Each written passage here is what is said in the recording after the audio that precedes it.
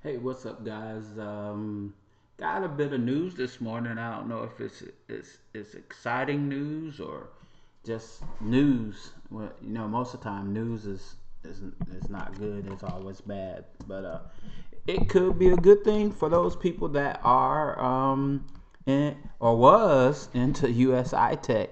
Usi-tech. Just this morning, I watched an interview, a live interview. Well, it was recorded by Mike Kiplinger, I think that was his name, is on this channel. But the interview was actually a live stream with one of the owners of usi-tech, Horst, one of the owners of usi-tech. Um, I say US High Tech, US I Tech.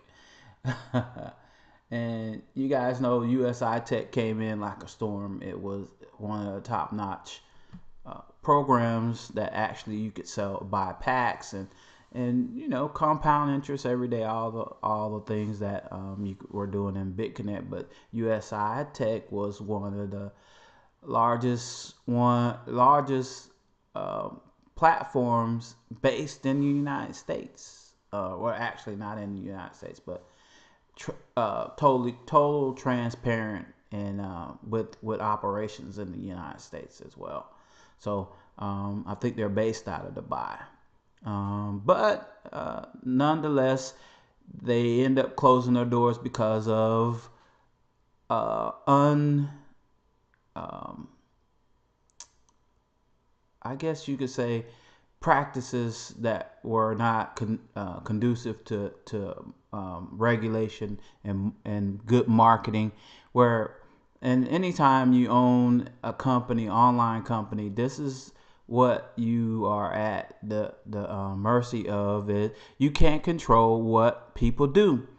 Um, as independent distributors or independent reps of companies, uh, everything that you do reflects on the company as a whole, and the company has to protect themselves because really they have no recourse, especially if after you grow so big like Goliath.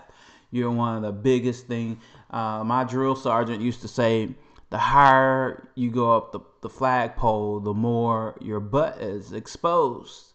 So they were high. They're on top of the flagpole. So they were exposed to stuff that big companies, they grew. When you grow real fast and you bring on lots of affiliates, and affiliates, man, they're crazy. Affiliates they do all kinds of things to get people to buy from them.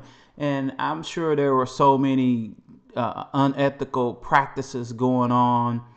People buying multiple positions, stacking multiple positions, and making people buy crazy packages, the whole 9 yards, and just advertising false information, and not really having a true connection with the company, but was actually speaking on the behalf of the company like they were connected, but they wasn't. But anyway, the whole purpose of this video to let you guys know, for those people that thought usi-tech was gone for US and Canada, well, they're talking about opening up the doors once they clean up everything that has went on, and really get the ship squeaky clean and ship ready. Then they're looking to turn back on the US and Canada. So that's good news. If you guys want to check out the video and the interview with the owner, I'm going to have the link below,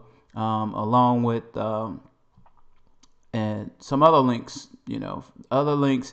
If you got locked out of me myself, I didn't never do anything with usi-tech far as moving my money or anything like that. I kept it really modest, my investment, and so I didn't.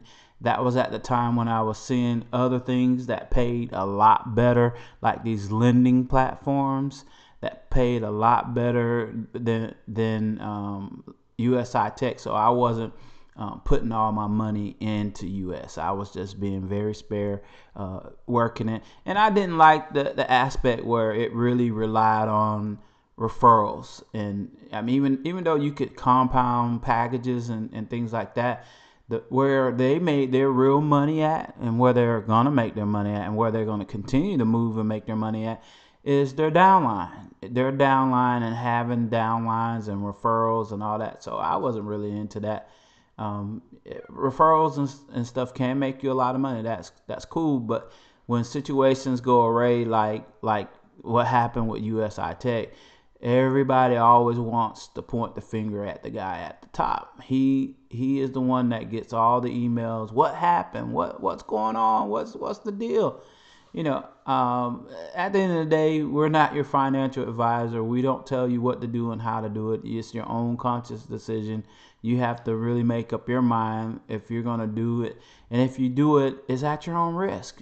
It's at your own risk with your own money that you're responsible for. So that's the whole thing with usi-tech, and the reason why I didn't really go full steam with it.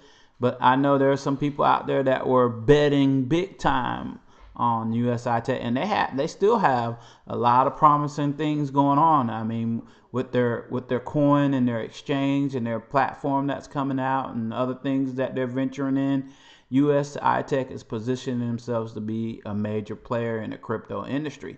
So it might be something that you want to keep your eye on, and just to let those people know, don't be discouraged, because they're back.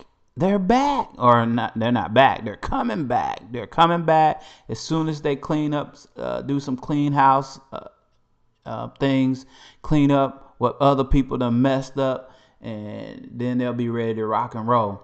All right, you guys, check out the video. You can listen for yourself. Go through the whole thing.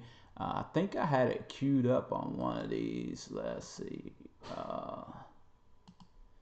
Yeah, and let you hear just a little bit if you can hear it. It might be, the audio might be too low. There are two reasons why we finally came to this decision.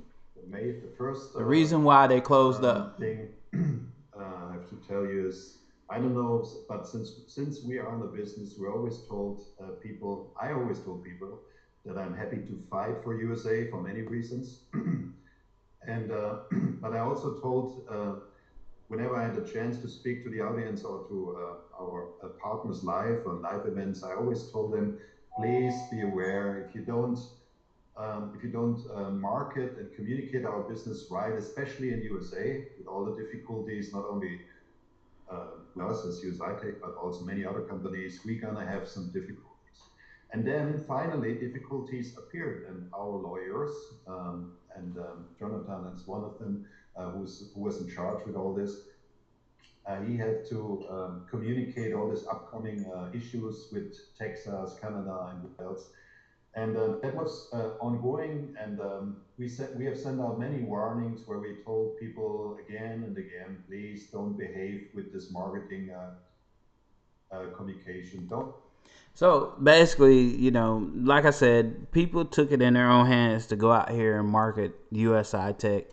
And when you join companies, they tell you that you have to vet. They have to vet everything that you put out, especially if it's a legitimate company. They want to know you can't just be out marketing on their behalf. You got to have your stuff filtered through the company. But they elected not to really put restraints on overseeing what people were putting out. Even as a small internet company, doing the things I've done online, we had to make sure we iterate this to our clients, to our customers, to our database, and let them know exactly that you just can't go out here and put the company logo and stuff like that on your videos. Videos need to be sent in to the compliance department, all kinds of stuff. This is not new, but when you don't do what you need to do as a company, then you get these types of results. So let this be a lesson for a lot of people. Question is, are you back in, or are you gonna stay out? Are you out? That's the question, and I'm gonna leave you guys with that. Just to let you know, usi-tech is cleaning up, and they're getting ready to open their doors back up, US and Canada. All right, you guys, make sure you like this video. make sure you subscribe to this video. And if nothing else, make sure you put your post notifications up there so you can get notified when the new videos come out. Because we're going to mix it up a little bit this month. We're going to mix it up with a few different things. So you guys look out. All right.